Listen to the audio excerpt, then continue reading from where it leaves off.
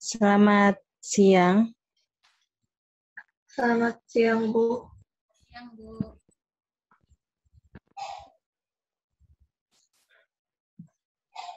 Bagaimana kabarnya hari ini? Kabarnya baik, Bu. Kabarnya baik, Bu. Sebelumnya, apakah kalian sudah saling kenal? Sudah, Bu. Kebetulan kami sekelas. Baiklah, kalau kalian sudah saling kenal, sebelumnya Ibu mengucapkan terima kasih kepada kalian yang sudah menyempatkan waktunya untuk mengikuti konseling kelompok ini.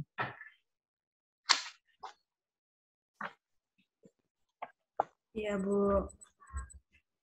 Sebelum kita memulai kegiatan konseling kelompok pada hari ini, marilah kita berdoa terlebih dahulu, berdoa menurut agama dan kepercayaan masing-masing. Berdoa mulai.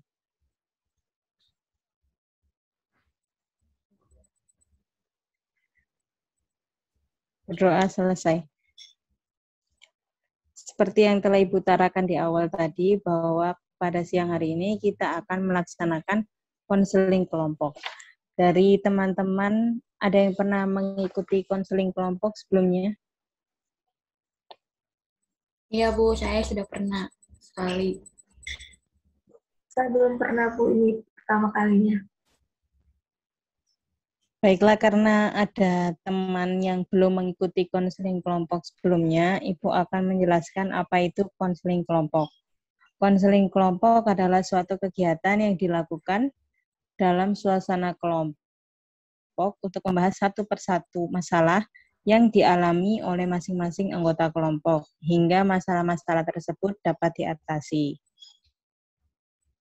Apakah masalah yang kami ceritakan akan dirahasiakan, Bu? Jadi dalam konseling ada asas kerahasiaan, di mana setiap anggota kelompok harus mampu menjaga rahasianya. Setelah kegiatan konseling kelompok berakhir, setiap anggota kelompok tidak boleh menceritakan permasalahan yang dibahas tadi kepada orang lain. Oh, jadi begitu, Bu. Iya, dalam kegiatan konseling kelompok tidak ada unsur paksaan. Setiap anggota secara sukarela untuk mengikutinya. Apakah ada yang terpaksa mengikuti kegiatan konseling kelompok siang hari ini? Tidak ada, Bu. Tidak, Bu. Baik, karena semuanya mengikuti secara sukarela, semoga hasilnya akan baik. Untuk menjaga agar kegiatan konseling kelompok ini dapat berjalan dengan lancar, ada aturan-aturan dalam konseling kelompok yang harus kita sepakati.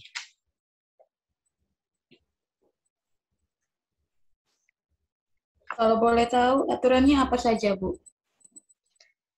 Jadi aturannya, jika ingin mengutarakan pendapat, harus mengklik icon dalam bentuk tangan atau raise hand dan bicarakan dengan baik. Tidak boleh saling mengejek satu sama lain dan harus menghargai pendapat dari setiap anggota kelompok. Jadi apakah ada yang keberatan dengan peraturannya? Tidak ada, ada, Bu. Kita akan membuat kesepakatan waktu ya. Dari teman-teman boleh mengusulkan kegiatan kita dilaksanakan berapa menit? Menurut saya 25 menit, Bu. Karena setelah ini saya ada kegiatan lain. Bagaimana konseling yang kedua? Ya, Bu. Saya setuju. 25 menit saja. Baik, kita sepakat 25 menit ya. Iya, Bu. Ya, Bu. Bagaimana, apakah teman-teman sudah siap untuk melakukan konseling kelompok ini? Iya, Bu. Sudah Ya, siap. Bu. Sudah. Baik, kalau semuanya sudah siap, kita mulai saja konseling kelompoknya ya. Silakan siapa yang berkenan untuk bercerita terlebih dahulu. Saya, Bu. Ya, Mbak Elisa. Jadi begini, Bu. Akhir-akhir ini saya tuh merasa kalau prestasi dan nilai-nilai saya itu menurun, Bu. Kalau Kalau Mbak saya, Yosefa? Saya merasa iri Bu dan teman-teman saya.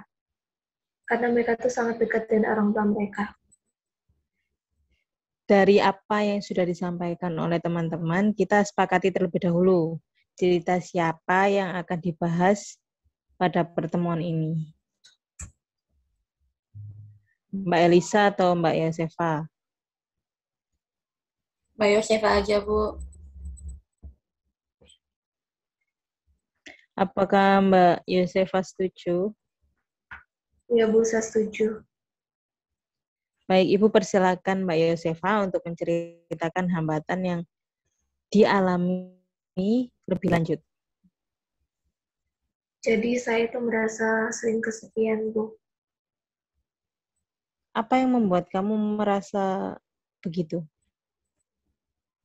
Selama masa pandemi ini, saya tidak mempunyai teman di rumah Bu dan selalu sendiri. Memangnya orang tua kamu kemana? Orang tua saya selalu sibuk bekerja. Mereka selalu berangkat pagi dan pulangnya selalu malam.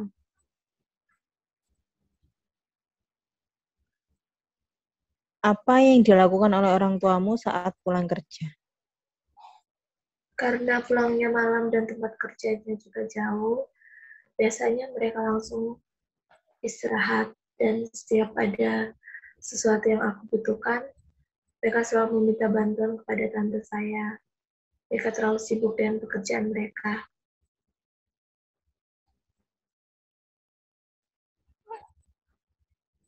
Tapi orang tua kamu kan bekerja untuk memenuhi kebutuhan kamu juga, kan? Iya, saya tahu.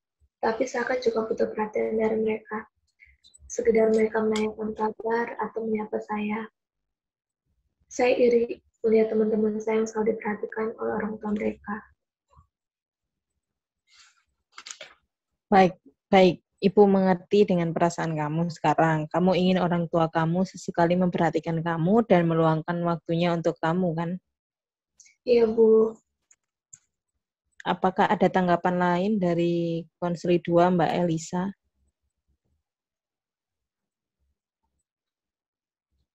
Menurut saya, orang tua dia kan bekerja untuk memenuhi kebutuhan dia juga, terus membiayai sekolah dia juga kan, Bu.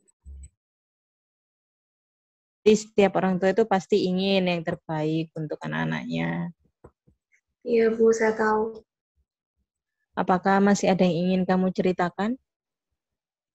Saya rasa sudah, Bu. Dari semua apa yang sudah kamu ceritakan, apa harapan kamu? Saya berharap saya itu harus mengerti dengan kesibukan kedua orang tua saya yang bekerja untuk saya juga. Jadi konseling kita ini bertujuan untuk membantu kamu untuk lebih mengerti dengan kesibukan kedua orang tua kamu yang bekerja ya. Iya, Bu. Baiklah, Ibu akan bantu kamu untuk mengatasi permasalahan kamu. Apakah kamu selalu tidak diperhatikan oleh kedua orang tua kamu? Iya, Bu, saya merasa begitu. Saya lebih diperhatikan oleh tante saya. Dia selalu menemani saya ketika saya di rumah. Saya juga sering dititipkan ke tante saya, Bu. Wah, berarti ada teman dong di rumah ya? Iya, Bu, tapi saya mau sekali orang tua saya yang menemani saya di rumah. Kamu sudah tahu belum kalau kedua orang melakukan itu bukan untuk diri mereka sendiri? Iya, saya tahu, Bu. Nah, berarti kamu kan sudah tahu bahwa kedua orang tua kamu bekerja untuk kamu juga dan untuk masa depan kamu juga. Iya sih, Bu. Tapi kan saya sering ditinggalkan terus sama orang tua saya. Dan saya juga sering dititipin ke tante saya. Nah, coba kita pikirkan bareng-bareng ya, bersama-sama. Kamu merasa kurang mendapatkan perhatian dari kedua orang tua kamu, sedangkan kedua orang tua kamu bekerja untuk memenuhi kebutuhan hidup kamu. Ini sih, Bu. Mereka juga bekerja untuk biaya sekolah saya.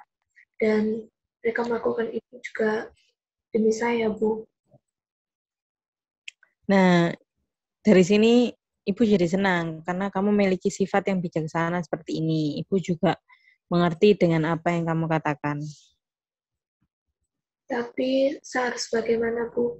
Biar saya tidak selalu berpikiran yang negatif terhadap orang tua saya. Kamu masih bingung?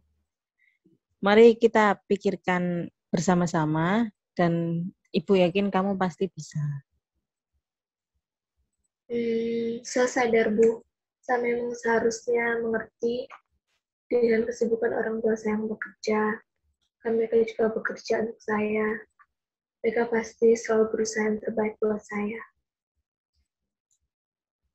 Nah, dari sini Ibu senang mendengarnya. Kamu mempunyai pemikiran yang begitu.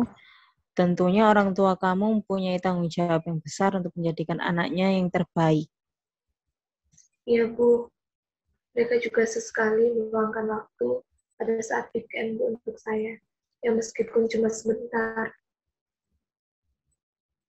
Wah, pasti seru ya kalau bisa weekend menghabiskan waktu bersama dengan orang tuanya. Iya, Bu. Jadi bagaimana perasaan kamu sekarang? Saya merasa lega, Bu, dan tidak berpikiran yang buruk lagi. Baik, jadi bagaimana untuk konseling yang kedua? Apakah ada masukan, Mbak Elisa?